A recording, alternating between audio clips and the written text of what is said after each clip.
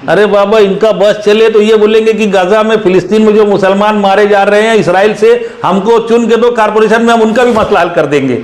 जो एजाज बेग मौलाना का कुर्ता पकड़ के भाग रहे थे, मौलाना ने जब उनको झटका तो ये बोले नहीं नहीं, पार्टी का आदेश आ गया, हमारे साथ आए। तो जितने भी हमारे सियासी लीडरान रहे हैं, सबने मालेगांव की आवाम को चूरन ही दिया है। सियासत, जुर्म, नाइंसाफी और बदउनवानी को करे चाक। शहरों मुल्क की हर छोटी बड़ी खबर से बाखबर रहें आप। Like, share and subscribe news 41 Malegaon. Malegaon corporation के इलेक्शन के पेश नज़र यहाँ पर सुनगुन सुनाई दी कि समाजवादी पार्टी और इस्लाम पार्टी का गठबंधन होना है। मैं शुरू से समाजवादी ख्यालात में जन्मा हूँ, जिया हूँ। मैंने उसी वक्त कहा था कि समाजवादी पार्टी के उसूलों के खिलाफ है कि किसी ऐसी पार्टी से इत्तेहाद किया जाए जिसका नाम एक मजहबी, किसी एक ख़ास मज़हब से मिलता हो। और हम सोशलिस्ट लोग हैं, समाजवादी लोग हैं, और इस भारत देश में रहने में वाले हैं। भारत देश का समाज बोला जाता है कि जिसमें सब मज़हब, सब जात, सब ज़बानों के बोलने वाले, सब किस्म के लोग एक जगह रहते हैं, उसको समाज बोला जाता है। यहाँ पर किसी एक मखसूस मज़हब की बात नहीं की जा सकती। ये भारत देश है। किसी एक शहर के अंदर किसी की आबादी कम ज़्यादा हो सकती है, लेकिन हम पूरे देश को नज़रअंदाज नहीं कर सकते।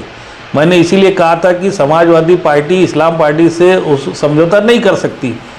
और मैंने उस वक्त इनको मशवरा दिया था, जो मुकामी ज़िम्मेदारान ने उनको मशवरा दिया था कि आप लोग जितनी सेकुलर पार्टियां हैं, मालेगांव महाराष्ट्र के अंदर महाविकास अघाड़ी है, उसमें जो शामिल पार्टियां हैं, या इंडिया अलायंस जो भारत देश भर में इंडिया अलायंस के नाम से सेकुलर पार्टियां इकट्ठा है, उनकी तर्ज पर आप मालेगांव में तमाम सेकुलर पार्टियों को इकट्ठा करें और उनके साथ मिलकर के आप एक महाज बनाएं। ऐसी मैंने उनसे गुजारिश की थी, मगर उन लोगों ने मेरी बात पर ध्यान नहीं दिया। और कांग्रेस पार्टी के एजाज बेग ने भी उस पर ध्यान नहीं दिया। अद्वैत हीरे जो शिवसेना उद्धव बाला साहब ठाकरे की पार्टी के उस वक्त के चीफ थे, वो अपनी केस कबाड़ी की परेशानी में थे, इसलिए उसके अंदर मैंने आगे बढ़ कर के पेशरफ्त की और मैंने शहर की तमाम सेकुलर सियासी पार्टियों को लेकर के मालेगांव महाविकास अघाड़ी का हम लोगों ने 13 दिसंबर को ऐलान किया था।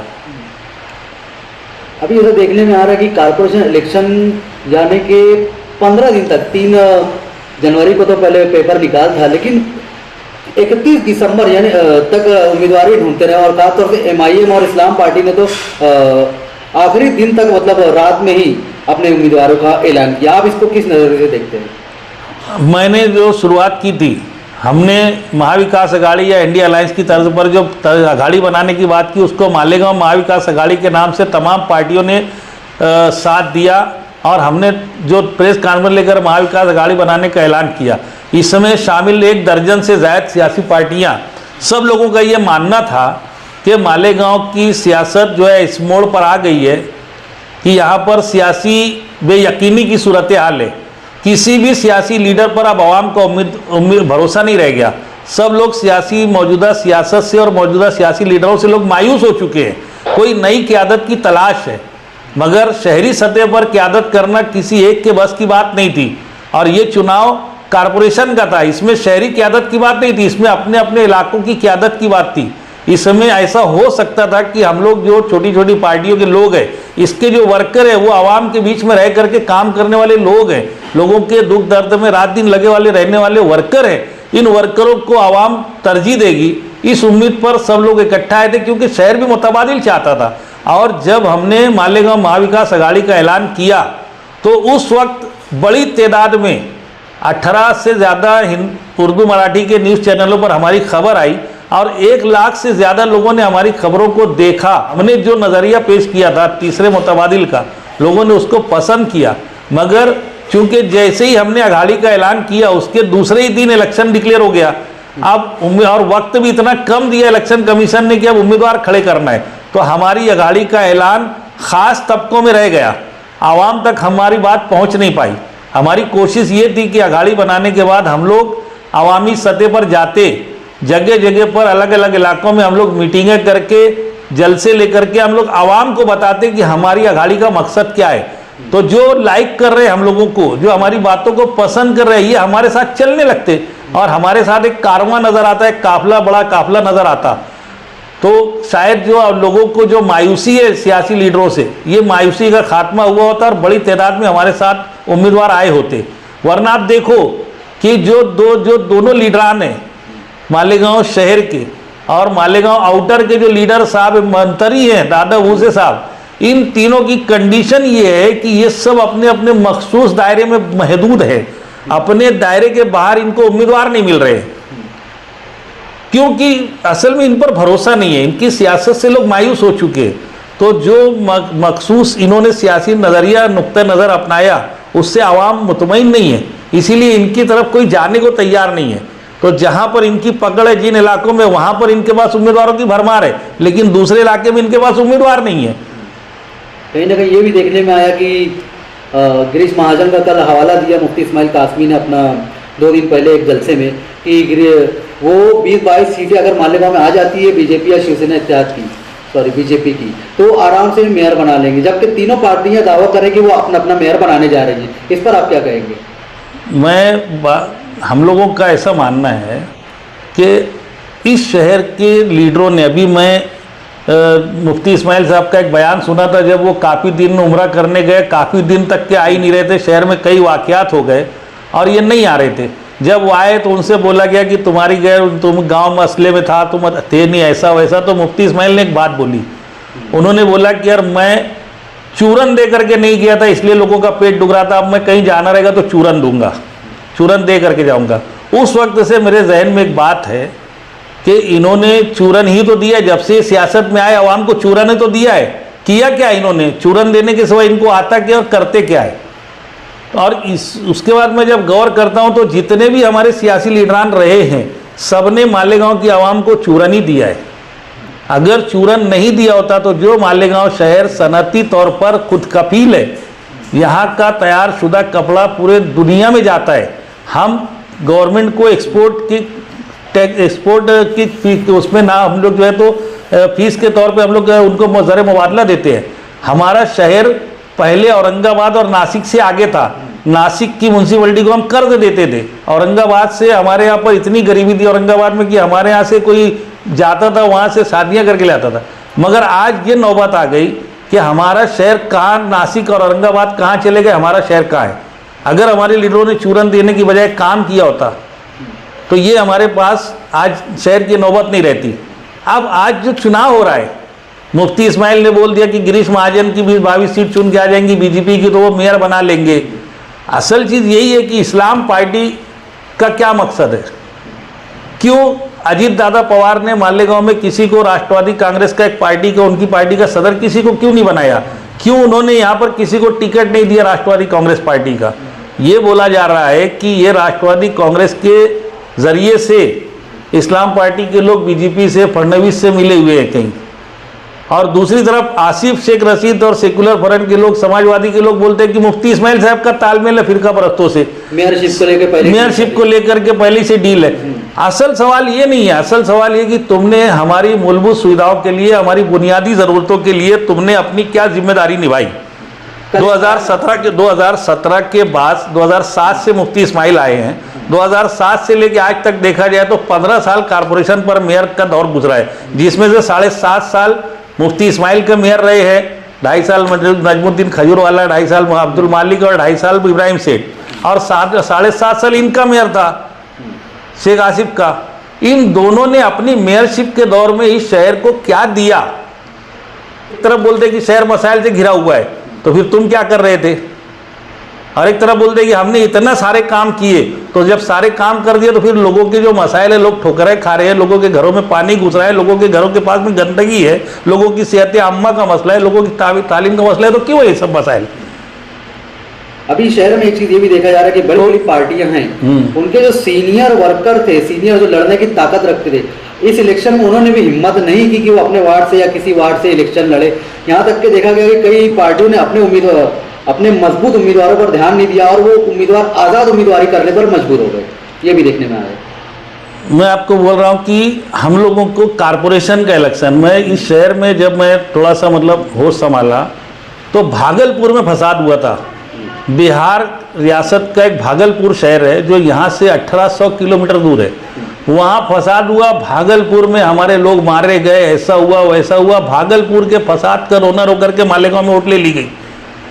आज भी कारपोरेशन का इलेक्शन है, कारपोरेशन का इलेक्शन है, रोड गटर का इलेक्शन है, लोगों की बुनियादी ज़रूरियात का इलेक्शन है। इस पर बात न करते हुए जन्म दाखला, SIR, NRC, फिरका परस्ती, जातिवाद, अरे बाबा इनका बस चले तो ये बोलेंगे कि गाजा में फिलिस्तीन में जो मुसलमान मारे जा रहे हैं इसराइल से, हमको चुन के दो कारपोरेशन में, हम उनका भी मसला हल कर देंगे।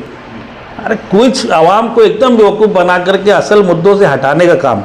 तो ये क्या किए कि आज फिरका परस्ती का मुद्दा ला रहे हैं कारपोरेशन में, जबकि पिछले इलेक्शन में कौन किसके साथ बैठा सबको मालूम है, और वहाँ जाने के बाद कौन किसके साथ बैठने वाला है ये भी सब देखेगा। मगर ये फिरका परस्ती इधर उधर की बात करके लोगों के बुनियादी दिमाग हटा रहे। तो इसी तरीके से माजी में भी होता रहा है। माजी में इन्होंने खूब हिंदू मुसलमान किया। अब हिंदू मुसलमान कर करके इन्होंने जो आज हमारे लोगों को हिंदू एक तरफ हो गए, मुस्लिम एक तरफ हो गए। अब ऐसा हो गया कि अब यहाँ हिंदू मुसलमान करने के लिए कुछ बचा नहीं है। अब किस नाम से वोट मांगेंगे, क्योंकि काम काज तो इनके पास है नहीं ना, सिवाय रुपया पैसा कमाने के, खजाने को, बैतुल माल को लूटने के सिवा किसी के पास कुछ नहीं है। हम मेहनत मजदूरी करके हम लोगों को बाल बच्चे कभी बीमार पड़ जाए तो हमारी तर्ज ज़िंदगी क्या है, हमारे बच्चों का तर्ज, और इनके पास कौन सा मन में सलवा उतर रहा है कि ये रातों रात अमीर हो जाते। अब यहाँ तो सब मुसलमान हैं, आप क्या करेंगे?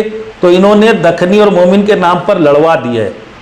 एकदम साफ और सीधी बात है, किसी को अच्छा लगे किसी को बुरा लगे, सबके दिल और दिमाग में वही चलता है, वही होता है, लेकिन मुंह से बोलते नहीं है। कुछ जो मखसूस इलाके हैं वो शेख आसिफ के हो गए, कुछ मखसूस इलाके मुफ्ती इस्माइल के हो गए। अब वहाँ उनकी मोनोपोली है, वहाँ न काम की बुनियाद है न कुछ है। मुफ्ती इस्माइल का टिकट मिला तो इस्लामपुरे नवापुरे में मतलब वो चुन के आ गए। जिनको शेख आसिफ का टिकट मिला तो आयशा नगर, हज़ार खोली में, सलीम नगर, न्याल नगर में वो चुन के आ गए। तो ये तो नवैयत है, कौन हिम्मत करेंगे लड़ने की? यानी जो अच्छे उम्मीदवार है वो आवाम का काम काज करना चाहते हैं, अब वो इलेक्शन में खड़ा ही नहीं होना चाहते। जो सोशल वर्कर पहले लोगों के जन्म दाखिले, दवाखाने में किसी को भर्ती कराना, इलाज कराना, आज तो सरकारी दवाखाने ही खत्म करने चले आ रहे।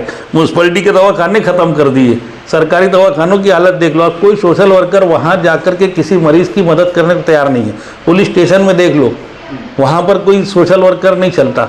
जहाँ सरकारी तो तहसील ऑफिस में उत्पन्न दाखला बनाना है, ज़ात का दाखला बनाना है, बच्चों की तालीम दिलवाना है, कोई सोशल वर्कर नहीं देता। अब हर जगह दलाल हो गए, दलाल। तो ये सियासत का अलमिया है। और उसमें क्या हो गया कि पार्टी के साथ लग करके अगर कोई काम करना चाहता है तो जो मुखलिस वर्कर 5 साल से मेहनत कर रहा है, ऐन वक्त पर कोई ऐसा पैसे वाला उम्मीदवार ढूंढ करके पार्टी उसको टिकट दे रही है, उस मुखलिस वर्कर को किनारे लगा दे रही है। यहाँ तक कि जो वर्कर 5 साल मेंबर बन करके, जिन्होंने 5 साल अपने वार्ड की खिदमत की ईमानदारी से, अब उनके भी मुकाबले में उससे बड़ा पैसे वाला उम्मीदवार आ गया तो वो जो मुखलिस मेंबर था उसको भी टिकट के बारे में वो कर दिया गया। अब उसने 5 साल ईमानदारी से वो आवाम की मेहनत, आवाम के लिए काम किया है, रात दिन आवाम के वक्त लिए खड़ा रहा है। ऐसा मेंबर जो है वो अगर उम्मीदवारी की बात कर रहा है और उसको अगर पार्टी इनकार कर रही है तो आवाम भी बोलती है, जो जिन लोगों का उन्होंने काम किया आवाम भी उनको बोलती है ना कि नहीं तुम खड़े रहो। तो ये तो नवैयत है। मैं मालेगांव की आवाम में बताया कि हमने महाविकास अघाड़ी बनाई थी। महाविकास अघाड़ी में समाजवादी पार्टी ने आना चाहिए था, कांग्रेस पार्टी ने आना चाहिए था, मगर बहुत बड़ी बड़ी बात करने वाले मुस्तकीम डिग्निटी साहब अपना वार्ड छोड़ के भाग गए। तुमने अगर बड़े काम काज के थे तो जहाँ पर तुमको चुन करके दिया था आवाम ने भरपूर वोटों से नवाजा था, तुम्हारे सामने के उम्मीदवार की जमानत जब्त हो गई थी, तुमको 9 साढ़े 9 हज़ार वोट मिल गई थी, सामने वाले 1000 वोट 900 वोट भी नहीं मिल पाई थी सामने वाले दोनों उम्मीदवारों को। तो तुमने वहाँ पर ऐसा काम किया होता कि लोग वहाँ से तुमको आने नहीं देते। तुमने बड़ी काबिलियत थी तुम्हारे, अच्छा तुम्हारे पास अपोजिशन लीडर तुम्हारी बीवी थी, 27 कारपोरेटरों की ताकत थी, मुफ्ती इस्माइल के 20 और तुम्हारे साथ 27 कारपोरेटरों की ताकत थी हाउस के अंदर तुम्हारी। तुमने उस वार्ड को चमका देना चाहिए था, तुमको दूसरा वार्ड देख भागना पड़ा। और ऐसे भागना पड़ा इनको कि ये शेख आसिफ के आगे हाथ पांव जोड़ते फिरे कि महफूज वार्ड दे दो, महफूज वार्ड दे दो, सेफ वार्ड। इनको खुद को जमानत के मान दे। ये शहर की, हम चाहते कि कोई शहर में नई क़यादत उभरे और मुझे बड़ी उम्मीद थी शान से, मुस्तकीम डिग्निटी से, मुझे बड़ी उम्मीद थी कि एजाज बेग साहब 25 साल से कारपोरेशन में तजुर्बेकार हैं, एक ही वार्ड से चुन के आ रहे, वार्ड छोड़ के भागे नहीं, तो शायद वो कुछ रिस्क ले लेंगे। मगर उनको भी अपने काम काज से ज़्यादा मुफ्ती इस्माइल के कुर्ते पर भरोसा था, मुफ्ती इस्माइल के पीछे ही भाग रहे थे। और वहाँ भी शर्त ऐसी लगा रहे थे कि चारों टिकट मेरे घर के लोगों को, मुफ्ती साहब बोले कि भैया एक ही वार्ड में घर भर के चारों रहेंगे, पूरे वार्ड है, तो तुम 2 सीट तुम्हारे घर की लड़ा लो, 2 सीट हम दूसरी दे देंगे, तुमको चाहिए ना तुम्हारे घर के लोगों को लड़ाने तो किसी और वार्ड से ले लो। उस पर इनका ये उनके पीछे भाग रहे थे। तो उसके बावजूद सारी पार्टियां हमारे साथ आई। मैंने कहा कि फिरका परस्ती के माहौल में हम लोगों का नुकसान हो रहा है। सब बोल रहे हो ना कि फिरका परस्त ताकत है, शहर को निशाना बना रही है, जन्म दाखिले का मामला है, SIR का मामला है, NRC का मामला है, ऐसा SIT है, लोग जेलों में हैं। तो इसका हल क्या है? इसका हल ये है कि हम लोगों पर जो फिरका परस्ती का लेवल लगा हुआ है इसको ख़त्म किया जाए। ये कैसे ख़त्म होगा? जब हम पुराना भाईचारा, पुराने मेल मोहब्बत वापस लाएंगे। उसके लिए हमको पहले सेकुलर बनना पड़ेगा। तो हम सेकुलर हैं क्या? मैंने सवाल किया था, एक मीडिया में मुझे बुलाया कि मानव समाचार में, वहाँ मैं बोला कि अगर शेख आसिफ फिरका परस्ती का इतना वावेला मचा रहे, तुम फिरका परस्त नहीं हो, तुम अगर वाकई में सेकुलर हो तो गैर मुस्लिम को 3 गैर मुस्लिम लोगों को तुम्हारे वालिद ने भी साबिकत में 3 गैर मुस्लिम तुम्हारी पार्टी चुन गए थे, अभी तुम गैर मुस्लिमों को टिकट दो, उनको चुन के लाओ ना, नदी के उस पार जाओ ना। तो ये गए नहीं। जब मैं गया और हमने वहाँ पर राष्ट्रवादी कांग्रेस पार्टी के शरद पवार के लोग, उद्धव ठाकरे की शिवसेना के लोग, वहाँ पे कांग्रेस पार्टी के तालुका अध्यक्ष शरद खैरनार जैसे लोग, वहाँ गैर मुस्लिम लोगों ने बड़े तादाद पर मुझे सेकुलर मानकर मुझ पर भरोसा किया। और जब हम प्रेस कॉन्फ्रेंस में ये पिक्चर दिखी कि यहाँ पे दलित, मुस्लिम, हिंदू, मराठा सब इकट्ठा हैं, तो इनको भी बड़ी फिक्र चढ़ाई। तो ये गए, कुछ तो भी बातचीत करके वंचित बहुजन अघाड़ी को साथ में लिया, बड़े धाम से प्रेस कॉन्फ्रेंस हुई। बाद में वंचित बहुजन अघाड़ी वाले बोल रहे कि शेख आसिफ ने हमको धोखा दे दिया, और आज वो महाज टूट गया उनका। वंचित बहुजन अघाड़ी आज इनके साथ नहीं है सेकुलर फ्रंट में, जो बड़ी धूमधाम से मराठा दरबार में प्रेस कॉन्फ्रेंस हुई थी, 8 ही दिन में उनका महाज टूट गया, लेकिन हमारा महाज अभी भी कायम है। तो हम पर लोगों ने एतमाद किया था, और 66 उम्मीदवार, जो इस शहर में सबसे ज़्यादा तमाम पार्टियों से, फ्रंट से सबसे ज़्यादा उम्मीदवार, हमारे 66 उम्मीदवार खड़े हुए आज। लेकिन क्या हो गया कि जो एजाज बेग मौलाना का कुर्ता पकड़ के भाग रहे थे, मौलाना ने जब उनको झटका तो ये बोले नहीं पार्टी का आदेश आ गया, हमारे साथ आए। शोभा ताई बच्चाओं की मौजूदगी में महाविकास अघाड़ी के लोगों के साथ एजाज बेग की बैठक करवाई गई। हमने बोला कि बड़ी पार्टी इंडिया अलायंस की क़यादत कांग्रेस करती है, तुम भी बड़ी पार्टी हो, तो उनको क़यादत दे दी गई। अब उसके बाद एजाज बेग की जिम्मेदारी थी कि ये जो सेकुलर पार्टियाँ इकट्ठा आई है, इनके जो 66 उम्मीदवार है, जिसमें से 14 उम्मीदवार नदी के उस पार के है, 14 उम्मीदवार नदी के उस पार के है, 52 उम्मीदवार नदी के इस पार के थे। इनको तरतीब से सीटों का बंटवारा करना ये एजाज बेग की जिम्मेदारी थी। मगर पता नहीं मुफ्ती साहब ने उनको सीट नहीं दी, तो ये क्या उसमें आए कि महाविकास अघाड़ी का भी सत्यानाश। हमारी अघाड़ी में ये कर दिया कि उस सीटों का सही ढंग से बंटवारा नहीं हो सका। 66 उम्मीदवारों में से कुछ के फॉर्म रिजेक्ट हुए, किसी ने नाम वापस लिया। आज हमारे पास 54 उम्मीदवार महाविकास अघाड़ी के लड़ रहे हैं। मगर मसला सबसे बड़ा ये हो गया मेरे लिए कि वो 54 उम्मीदवारों में से कुछ जगहों पर तो पैनल है 2 जगह पर, लेकिन वो पैनल में भी राब्ता नहीं है। और ज़्यादातर जगहों पर ऐसा हो गया कि एक ही सीट पर, जैसे ABCD, तो A में उम्मीदवार नहीं है, और B में 2-2 हो गए, C में 2-2 हो गए, D में भी 2-2 हो गए। 6-6 उम्मीदवार होने के बावजूद वहाँ पर एक सीट खाली भी है। महाविकास अघाड़ी के उम्मीदवार आपस में एक दूसरे के सामने आ गए। ये गलती एजाज बेग की है। एजाज बेग ने जब जिम्मेदारी दी गई थी तुमको महाविकास अघाड़ी का, शोभा ताई बच्चाओं की और शरद आयर की जिम्मेदार मौजूदगी में, कांग्रेस पार्टी के बड़े जिम्मेदारान की मौजूदगी में जब तुमको महाविकास अघाड़ी की जिम्मेदारी दी गई थी तो तुमने निभाना चाहिए था। उन्होंने जिम्मेदारी अदा नहीं की। आज ये नौबत आ गई है कि अब महाविकास अघाड़ी के सारे लोग आपस में एक दूसरे के खिलाफ उम्मीदवार खड़ा कर दिए। ऐसी सूरत में मैं महाविकास अघाड़ी की तरफ से जाऊँ तो भी किसके से महत्व में बोलने के लिए जाऊँ?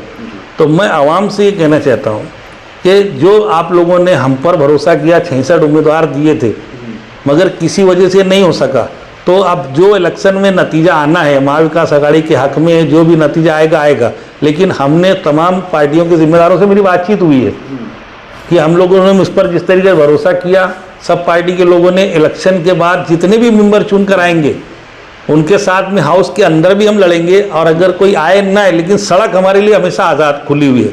हम सड़कों पर रह करके आवाम के हुकूक के लिए हम महाविकास आघाड़ी के नाम से हम लड़ेंगे। इससे पहले देखा गया कि डोंडाइचा में एक मखसूस पार्टी आई और उनके वो बिन विरोध भी आए, काफ़ी सारे लोग बैठ गए। क्या आपको नहीं लगता कि मालेगांव इलेक्शन में भी अब अगला इलेक्शन कुछ इसी तरह का होगा? मैं जब पूरा इलेक्शन का सब फॉर्म भरे गए और शनिचर के दिन नाम वापस लेने की तारीख आई, उसके बाद मैंने जब पूरे शहर का जायज़ा लिया तो मैंने देखा, मुझे बड़ा अफसोस हुआ कि सियासी तौर पर जिस शहर को हमेशा बेदार बोला जाता था, जिस शहर की सारी सियासी तहरीकें पूरे देश में गूंजा करती थी, आज वो शहर सियासी तौर पर कंगाल नज़र आ रहा है। हम सियासी तौर पर दिवालियापन का शिकार हैं। हमारे पास आज ऐसा है कि हमारी नुमाइंदगी करने को कोई तैयार नहीं है। हमने इलेक्शन को उस मोड़ पर लेकर चले गए हैं कि जहाँ पर कोई सामने आने को तैयार नहीं है। अभी थोड़ी देर पहले मैंने बोला कि सोशल वर्कर नाम की कोई चीज़ नहीं रह गई। अब जो है ना, इलेक्शन 50 लाख 70 लाख करोड़ रुपये तक के इलेक्शन, इतना पैसा लगा करके कोई इलेक्शन लड़ना चाहेगा तो ये पैसा लगा करके जीतेंगे कि नहीं जीतेंगे?